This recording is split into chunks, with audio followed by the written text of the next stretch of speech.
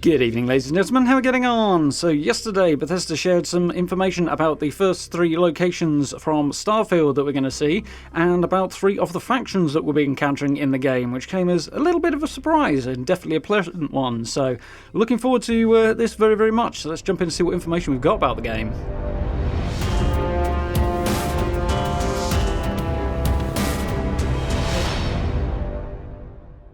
Okay, so yeah, as I say, Bethesda shared a little bit of information yesterday about Starfield. It came as a bit of a surprise to me. I was not expecting to have anything so soon. The announcement of the release date being 18 months ahead of time was very unusual for Bethesda, so I wasn't expecting them to kind of hold back on sharing too much more details, but it's really cool to see they shed a little bit out here. Incidentally, this came out via the mailing list that they have for Starfield, so if you guys are interested in jumping in on that, head over to Bethesda.net and the Starfield page is there. There's a link down the bottom and you can just sign up for that, and they will send this stuff straight out to your inbox. So if you're interested, do head over and grab that. So, first up, new locations. First one we've got is Aquila. So this is the concept art that we have seen before from the game. It was released around about the same time it was announced, a couple of months ago. There's some very, very cool stuff in here.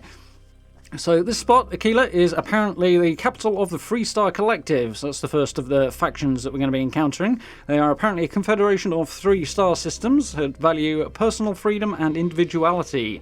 So it sounds like they're kind of keeping their distance from some of the more formalised and powerful factions in the game, so definitely more on the fringes of society from the sound of it, and the city sort of implies that as well with its design. It's definitely got a Mos Eisley type vibe from Star Wars, which is really, really cool. So we also get a little hint about our first enemies from the game as well, the first sort of creatures we might encounter and fight, because apparently Aquila is a walled city, because outside in the land surrounding it, whatever those might be like, I'm guessing somewhat desert-like just from the concept art, but we'll see. There are a species out there called the Ashtar, and they are apparently a deadly alien predator, which sounds very, very cool. Not surprising, that's the sort of thing we'd expect in Starfield, but very cool. Apparently they're a hybrid of a wolf and a velociraptor, so definitely alien, and definitely out to ruin your day, so that should be an interesting thing to encounter. So yeah, a little snippet of information about the first world there, very, very cool.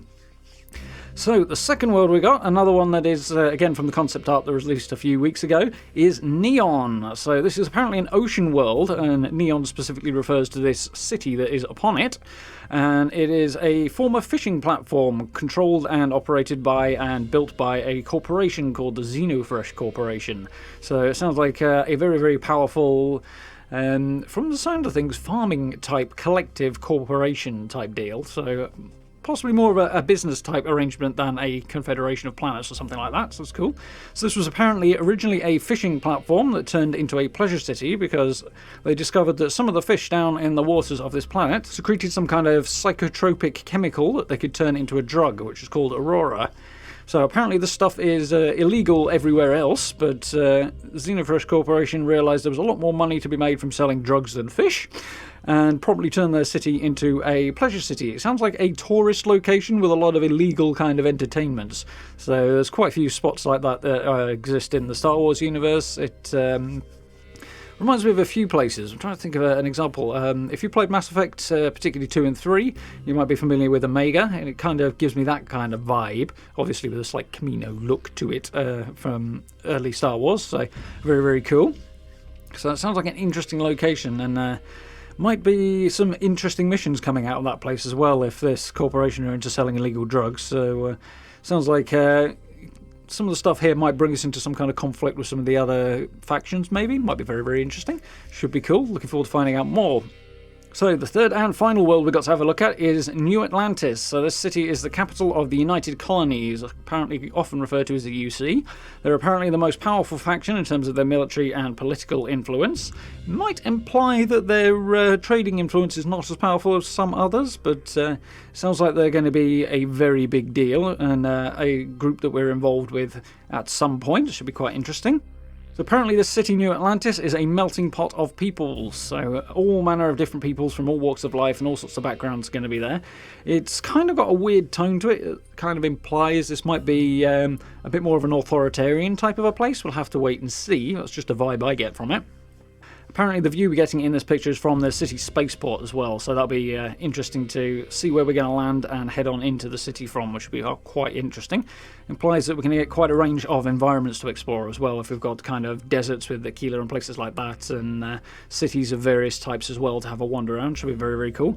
Very much an open world, or possibly multiple open worlds kind of vibe to Starfield, which is cool. Definitely going to be very, very Bethesda. Looking forward to that.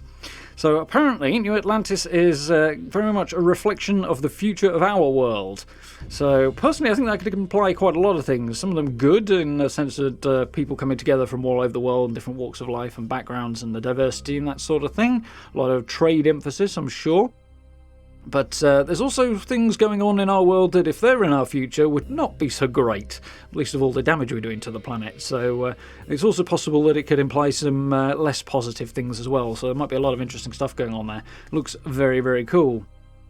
So that's the 3 tidbits of information that we got. I'll link the videos that Bethesda put up down below. I think the videos, when I checked, were unlisted, so you'll have to go via the links or have a look on Discord. I think they've been shared over there as well, so an opportunity to have a little look at these videos as well. Just short and sweet with a little snippet of information about 3 of the locations and the factions that we're going to encounter, which is cool. As I say, I'm kind of surprised that Bethesda put this out. We had QuakeCon last week, and I know a few people were surprised not to see anything there, but personally, I wasn't, because sharing information way ahead of time is not usually Bethesda's MO. They usually wait till the last few months before a game comes out before they start sharing things. So my guess is that's Microsoft's influence, asking for a release date a little bit earlier, and in order to keep the ball rolling, because they've now announced this, I think they're going to sort of drip feed bits of information about the world.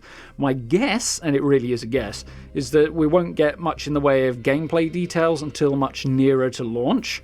Basically because these things could change over time, and we've seen with a number of other games recently where that happens. They share details about gameplay, and then by the time it releases, some things have had to be removed or changed, things like that, and people react badly to that sometimes. It's a natural part of development, but if it's announced too early, yeah, people get their hopes up for certain things that might not work out. So, understandable, but my guess based on that is that maybe the gameplay elements won't be revealed until a bit later. But with any luck, over the coming months, we'll hear a few little bits more about the world of Starfield, or the universe, perhaps. So that should be very, very cool to look into. So, as I say, do go and sign up for that mailing list if you want to get this information firsthand, but I will of course keep bringing you all the details as and when I get them. So, I do hope you found this interesting and informative, and getting just as hyped as I am for Starfield. I can't wait to play it in 18 months' time, or just under. But yes, very much looking forward to it. So, if you did enjoy the video, please do consider dropping subs and likes for me. I very much appreciate it. Down below the video you can find the merch store, channel memberships, and all the social media links as well if you want to catch up with me over there as well and support the channel in that way. It hugely helps out. Massive thank you to everybody who's done that. If you get a chance, do join us for live streams as well. We're continuing 76, and of course playing the end of Mass Effect 2 at the moment as well, before we move on to Pastures New, probably The Witcher. So do join us for the live streams as well, and I will be continuing as streams with Mad Queen Show over on her channel, alongside Rob Mulligan and Brenda Perkins, playing the tabletop Fallout RPG, which will be very, very cool. So head on over to Mad Queen's channel tonight as well and join us for that one. It should be good fun. But for now, thank you very much for watching. I look forward to speaking to you all very, very soon.